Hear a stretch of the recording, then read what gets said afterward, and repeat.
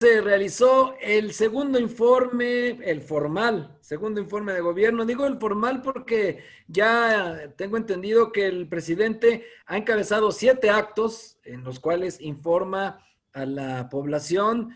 Para algunos podría ser mucho, para otros dicen que bueno que esté informando, pero el chiste es que ya lleva 7 actos, pero el de hoy sí es el que está en la ley, en la norma, y presumió 95 de 100 compromisos cumplidos. Para algunos, este informe fue falto de autocrítica, otros más decían que pues fue una mañanera, incluso duró menos que un ejercicio de una mañanera, 55 minutos, y pues otros más decían que como que en materia de seguridad, pues dice que ya se terminó todo el asunto de las torturas, de las masacres, y puso mucho énfasis en la corrupción.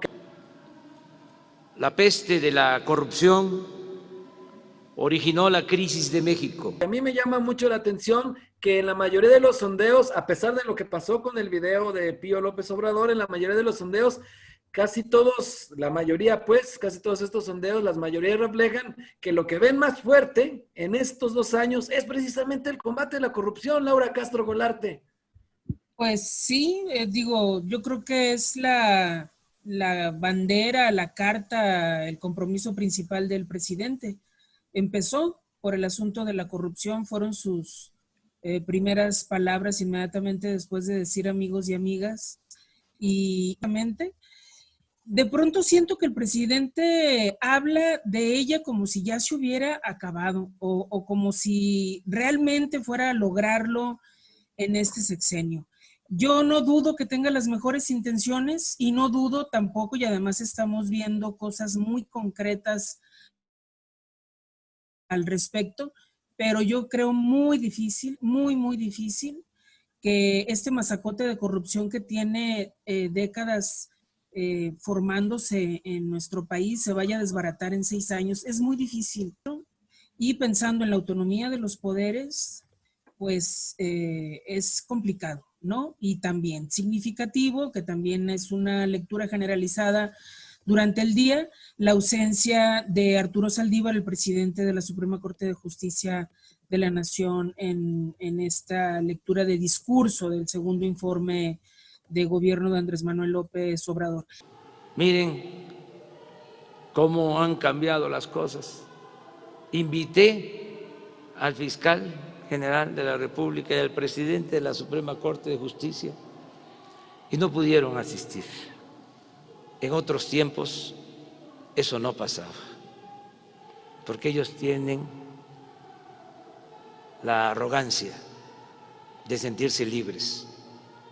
Para mí me sorprende mucho como este positivismo, ¿no? Un poco exagerado de la visión que tiene él. Pareciera que estamos en países diferentes, ¿no? O sea, siento que, no sé si está muy motivado y cree que con eso ya vamos a estar seguros de que el país va bien.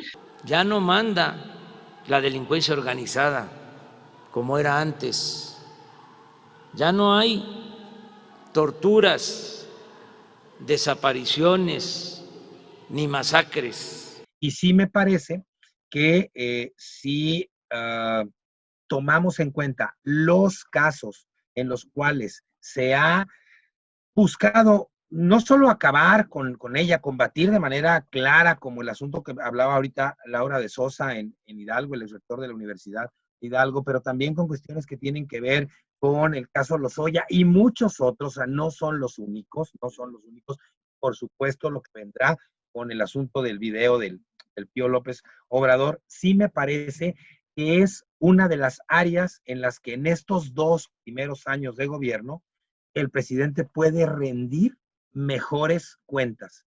Y esto no es casualidad, justamente el que en encuestas echadas a andar como la del diario español El País aparezca casi con 65% de aprobación por parte de la población en México su política anticorrupción.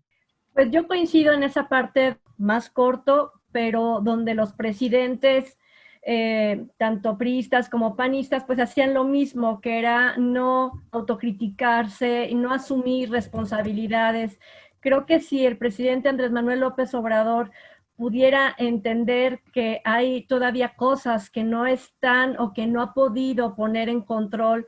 Y, por ejemplo, hace el 30 de agosto fue precisamente el día que se recordó a las personas que han sido secuestradas, que están en esta lista de desaparecidos, etcétera.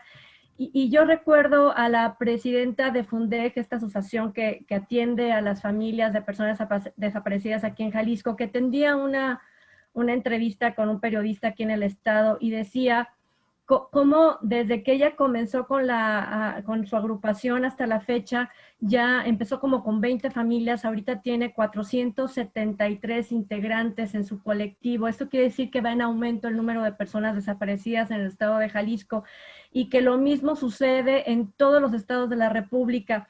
La presidenta de FUNDEC le llamaba a esto la delincuencia autorizada para que se genere el delito de desaparición forzada.